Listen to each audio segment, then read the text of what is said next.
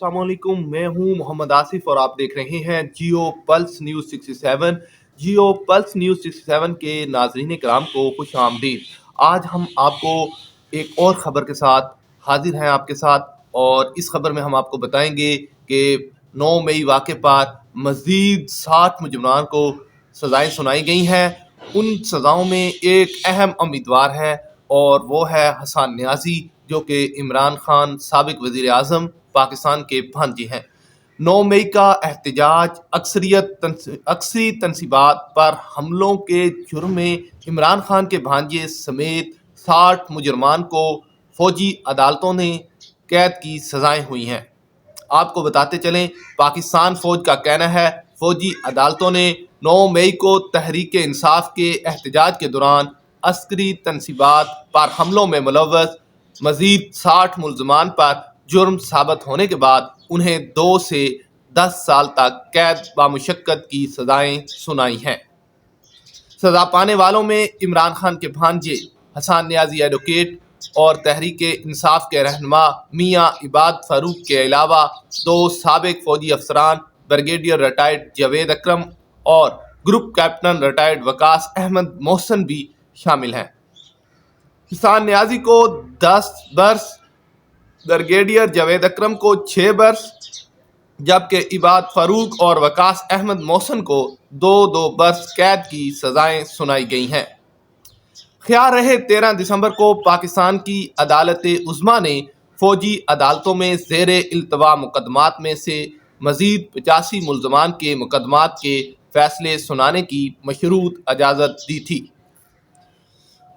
फौज के शोबा तल्लुकात आमा के जानिब से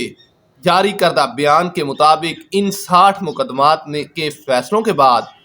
फौजी हिरासत में लिए जाने वाले 9 मई के मुल्ज़मान पर चलने वाले तमाम मुकदमात की समाअत अब मुतल्लका कवानीन के तहत मुकम्मल कर ली गई है। पाकिस्तानी फौज का कहना है कि तमाम मुल्ज़मान को फील्ड जनरल कोर्ट मार्शल ने तमाम शवाहिद की जांच पड़ताल, मुजरमों को कानूनी हक की यकीनी फराहमी और कानूनी तकाज़ों के मुताबिक कार्रवाई करते हुए सजाएं सुनाई हैं। ISPR के मुताबिक तमाम मुजरमों के पास अपील का हक और दीगर कानूनी हकूक बरकरार हैं, जिनकी आइन और कानून में जमानत दी गई है। बयान में पाकिस्तानी फौज का यह भी कहना है पाकिस्तानी कौम, हुकूमत और मसल्लह अफवाज इंसाफ और रियासत के नाकाबिल तस्खीर रिट को बरकरार रखने के लिए अपने अज़म में साबित कदम हैं। इन सजाओं के बाद 9 मई 2023 को होने वाले पुरतशद्दुद मुजाहरों में फौजी अदालतों से सजा पाने वाले शहरियों की तादाद 100 से बढ़ गई है। रवां बरस अप्रैल में सुप्रीम कोर्ट में जमा करवाई गई रिपोर्ट में पाकिस्तान के अटार्नी जनरल मंसूर अवान ने अदालत को बताया था कि 9 मई के मुकदमात में 20 मुल्ज़मान को फौजी अदालतों ने 1 बरस कैद बामुशक्कत की सजा सुनाई है, लेकिन उन्हें फौज के सरबराह की जानिब से माफ़ी दिए जाने के बाद सजा का बड़ा हिस्सा मुकम्मल करने पर रहा कर दिया गया है। इसके बाद 21 दिसंबर को पहले मरहले में 25 मुजरमान को मुख्तलिफ मुकदमात की मुद्दत के लिए कैद बामुशक्कत की सजा सुनाई गई है, जबकि मजीद 60 की सजाओं का ऐलान जुमेरात 26 दिसंबर को किया गया है। ISPR के मुताबिक जिन 60 मुल्ज़मान को दूसरे मरहले में सजाएं सुनाई गई हैं, उनमें से 17 पर लाहौर के कोर कमांडर हाउस, 9 पर बनु छानी, 6 पर फैसलाबाद में ISI के दफ्तर, 6 पर ही गुजरांवाला कैंट में राहुवाली गेट, 5 पर तैमरा गरा में दीर स्काउट्स के हेडक्वार्टर, 4 पर चकदरा किले, 3 पर GHQ और 3 पर मुल्तान कैंट, 3 पर ही मुल्तान एयरबेस और 2 पर AIMH रावलपिंडी और 1 मुल्ज़म पर पंजाब रेजिमेंटल सेंटर मर्दान और गेट FC कैंट पेशावर पर हमले और तोड़फोड़ के इल्ज़ामात थे। 21 दिसंबर को जिन मुजरमान को सजाएं सुनाई गई थीं, उनमें से 11 पर लाहौर के कोर कमांडर हाउस पर, 2 पर GHQ पर और 2 पर मियाँ वाली एयर बेस पर और 1 पर फैसलाबाद में ISI के दफ्तर में तोड़फोड़ का इल्ज़ाम था। جبکہ 2 پر ملتان کینٹ چیک پوسٹ اور 5 ریجمنٹل سینٹر مردان پر حملے کا الزام تھا۔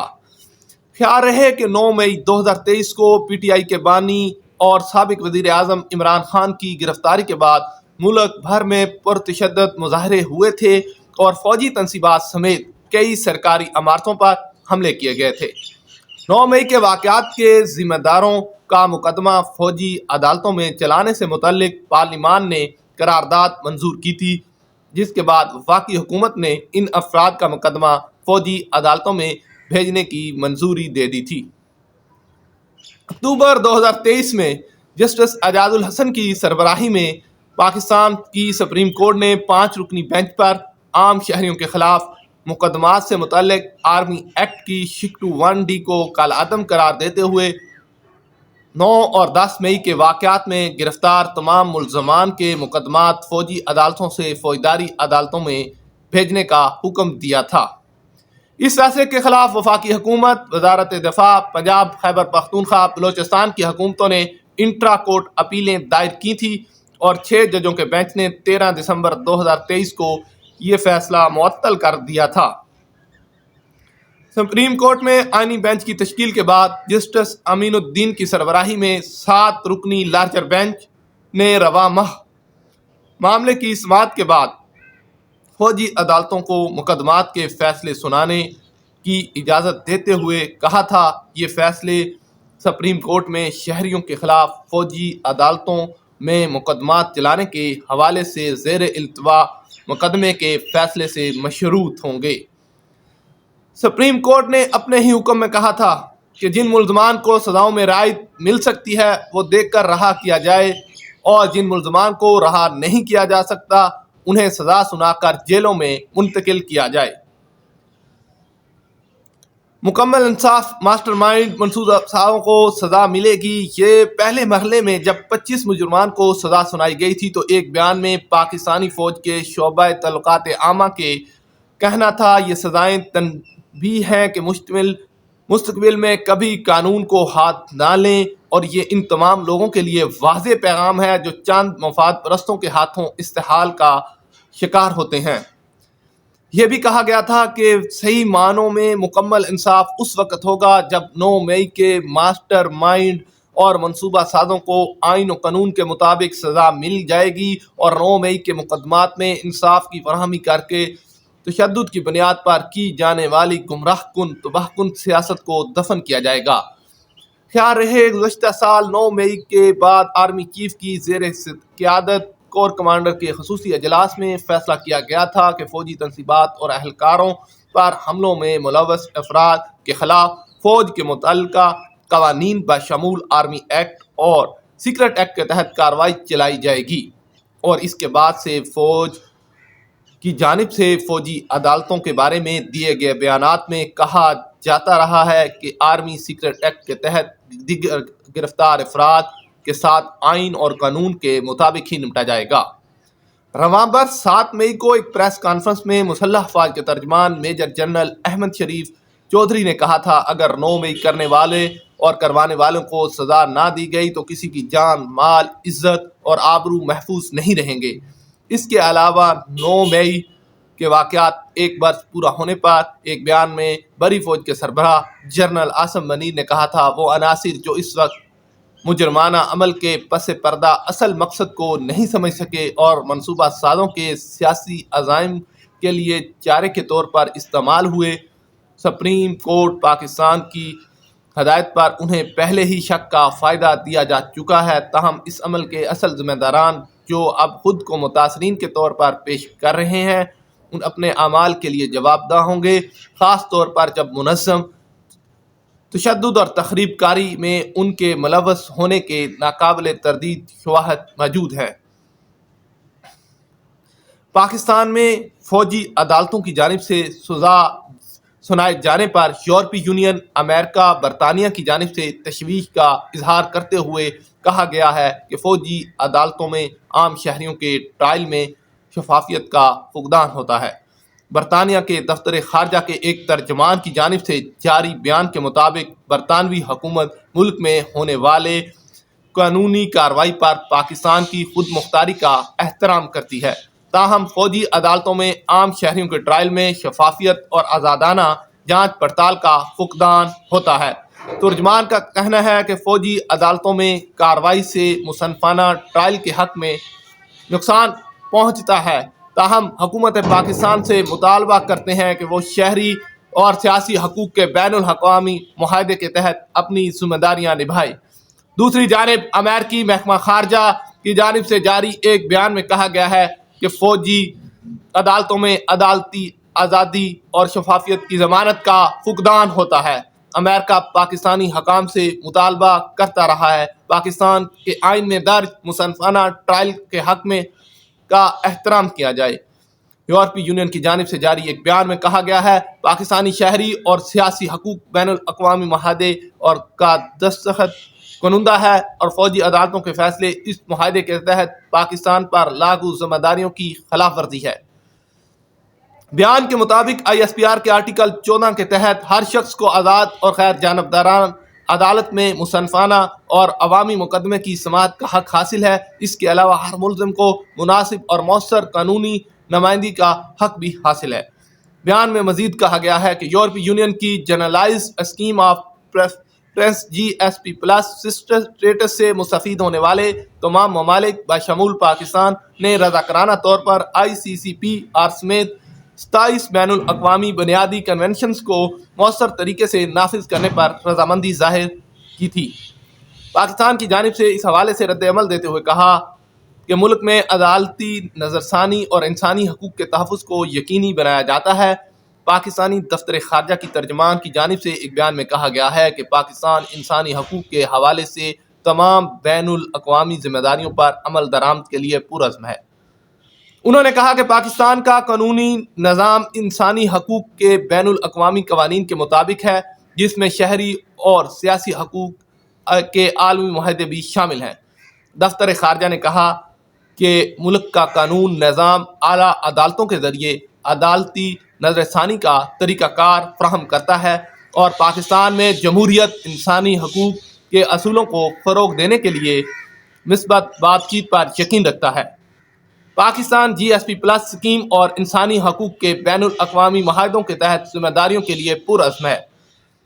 ہم بلا امتیاز اور دوہرے معیار کے بغیر بین الاقوامی شراکت داروں بشمول یورپی یونین کے ساتھ تعاون جاری رکھے ہوئے ہیں۔